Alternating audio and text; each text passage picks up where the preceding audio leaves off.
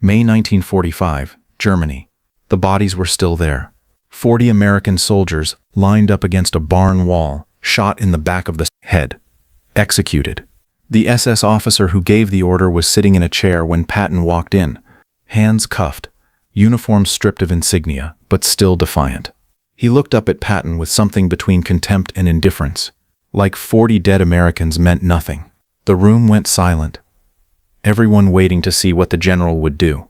Patton had seen death before, but this was different. These men hadn't died in combat. They'd surrendered, laid down their weapons, trusted the rules of war. And this SS officer had lined them up and shot them anyway. The interrogator asked Patton if he wanted to question the prisoner. Patton looked at the officer, then at the report in his hand. 40 names, 40 names, 40 families who would never see their sons again. What happened next would define whether justice or revenge ruled American occupation. This is what Patton said. Before we continue, make sure you subscribe. We tell the stories about World War II that show the hardest decisions and the humanity behind them. The execution happened 3 days earlier, April 28, 1945, outside a small town called Werfen in the Austrian Alps. The war was ending. Everyone knew it. Germany was collapsing. The Allies were closing in from all sides. But some SS units weren't surrendering. They were retreating into the mountains, taking prisoners with them. 40 American soldiers had been captured during the final German offensive. Battle-weary, out of ammunition, they'd raised their hands, surrendered, honorably. The SS took them, marched them east for 3 days, no food, little water. Anyone who fell behind was shot. On the third day, they reached Werfen, a small farming village. The SS commander decided they couldn't take the prisoners any further, so he made a decision. He ordered his men to line the Americans up against a barn wall. The prisoners knew what was coming. Some begged, some prayed, some just stood there resigned. One by one, SS soldiers walked down the line. Single shot to the back of each head. 40 men, 40 executions. It took less than 10 minutes. The SS unit left the bodies there, moved deeper into the mountains. 2 days later, American forces liberated Werfen. Local villagers led them to the barn. What they found made hardened combat veterans sick. 40 American soldiers, still in uniform, dog tags intact, hands bound behind their backs, single bullet wound in each skull. Execution style. The commander who found them was Colonel James Hayes. He'd been fighting since Normandy, seen plenty of death. But this was different.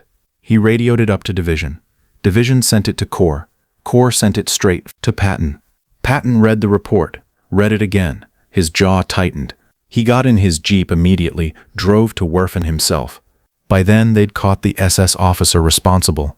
His name was Hauptsturmführer Klaus Weber, captain equivalent, 32 years old, career SS. Weber had been captured trying to flee through the mountains. American patrol found him with false papers. He claimed he was a regular Wehrmacht soldier. But one of the villagers recognized him, pointed him out. That's the officer who ordered the executions. They arrested him, brought him back to Werfen, put him in the same barn where the bodies still lay. That's where Patton found him. Weber was sitting in a wooden chair, hands cuffed in front of him. His SS Plenguist uniform had been stripped of all rank insignia. Just a gray tunic and pants. But he wasn't broken, wasn't scared. He sat there with his back straight, chin up, that SS superiority still in his eyes.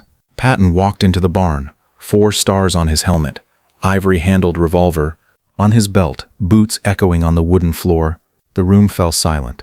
American soldiers stood along the walls, MPs guarding Weber, investigators, medical personnel processing the bodies outside. Everyone stopped, watched Patton. He walked slowly toward Weber, stopped 10 feet away. Weber looked up at him, didn't flinch, didn't look away. Colonel Hayes stepped forward. "Sir, this is the SS officer who gave the order. We have witnesses, villagers who saw it happen." Patton said nothing, just stared at Weber. Weber stared back. The silence stretched. 30 seconds, a minute. Finally, Weber spoke. In accented English, "I was following orders. The prisoners were slowing us down. We had no choice." Patton's expression didn't change. "Orders," Patton repeated, quiet, almost conversational. "Yes. Orders from my commanding officer. I am a soldier. I followed orders.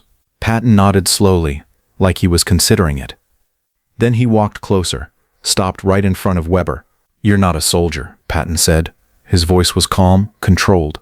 Soldiers fight other soldiers. You executed prisoners of war. That makes you a murderer. Weber's jaw tightened, but he didn't respond. Patton turned to Hayes. Where are the bodies? Outside, sir. We're documenting everything for the war crimes investigation. Show me. Hayes hesitated. Sir, it's bad. Show me. They walked outside, behind the barn. 40 American soldiers laid out in rows. Medical personnel photographing each one, recording names from dog tags. Patton walked down the rows, looked at each face. Some were young, maybe 20. Some older, veterans. All dead, all murdered. He stopped at the end of the line, stood there for a long moment. Then he turned and walked back into the barn. Weber was still sitting there, still defiant. Patton sat down in a chair across from him, pulled out the list of names, placed it on the table between them. 40 men, Patton said. 40 American soldiers. I'm going to read you their names, and you're going to sit there and listen. Weber's eyes flickered, first sign of emotion. Patton started reading. Private First Class Robert Chen, Boston, Massachusetts. Age 21. He looked at Weber. Weber said nothing. Sergeant Thomas O'Brien, Chicago, Illinois. Age 28. 3 kids. Weber's face stayed blank. Corporal James Washington, Atlanta, Georgia. Age 22. Patton kept reading. Name after name. Hometown. Age. Some had families. Some didn't. Every single one had been somebody's son. 40 names. It took 10 minutes. When Patton finished, he put the list down. Those are the men you murdered, Patton said. Weber finally spoke. I did what was necessary. This is war. Patton leaned forward. No. War is when 2 soldiers meet on a battlefield and one kills the other. That's war. What you did was line up defenseless men and shoot them in the back of the head. That's not war. That's murder. Weber's defiance cracked slightly. What difference does it make? You Americans bomb our cities, kill our women and children. Don't lecture me about rules.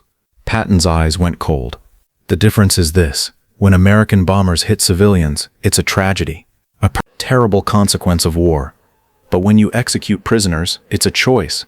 You looked those men in the eyes. You knew their names, and you killed them anyway. He stood up. You're going to stand trial. You're going to answer for what you did, and if there's any justice in this world, you're going to hang. Weber looked up at him. I'm a prisoner of war. Geneva Convention protects me. Patton smiled, cold, humorless. The Geneva Convention protects soldiers. You're not a soldier. You're a war criminal. And war criminals hang. He turned to Hayes. Get him out of my sight. Send him to the War Crimes Tribunal. Make sure every detail is documented. I want this son of a bitch to face justice. Hayes nodded. Yes, sir. Patton walked toward the door, stopped, turned back to Weber. You know what the difference is between us and you? Patton said. We're going to give you a trial. We're going to let you defend yourself. We're going to follow the law. Even though you didn't give those 40 men the same courtesy. Weber said nothing. That's what separates civilization from barbarism, Patton continued. Not that we're perfect, but that we try.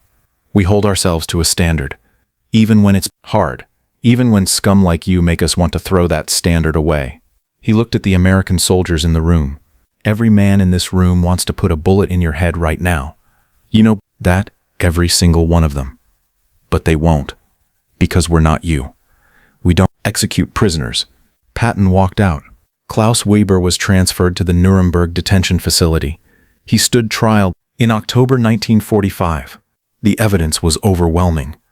Witness testimony, physical evidence, his own confession. He was found guilty of war crimes, sentenced to death by hanging. On March 15, 1946, the sentence was carried out. Before the execution, Weber was asked if he had any final words. He said, I was following orders. The same defense. Until the very end. The 40 American soldiers he executed were returned home, buried with full military honors. Their families received their medals, their flags, their dog tags, but no closure, no answer to the question that haunted every family. Why? Why were their sons executed? Why couldn't Weber have just let them go? Why did 40 men have to die for nothing? Patton never forgot that day in Werfen, never forgot reading those 40 names, aloud. Years later, when asked about the hardest moment of the war, he didn't talk about battles, didn't talk about strategy or tactics. He talked about that barn, those 40 bodies, and the look in Klaus Weber's eyes when he said he was just following orders. Patton said, "The moment I realized we weren't just fighting an army, we were fighting an ideology that could turn ordinary men into executioners. And the scariest part, they didn't even think they'd done anything wrong. That's what separated soldiers from murderers. Soldiers had a conscience. Soldiers understood the weight of taking a life. Weber never did." Would you have given Weber a trial? Or would you have delivered justice on the spot? Let us know in the comments. And if you want more stories about World War, OSO, and the hardest human decisions, make sure to subscribe.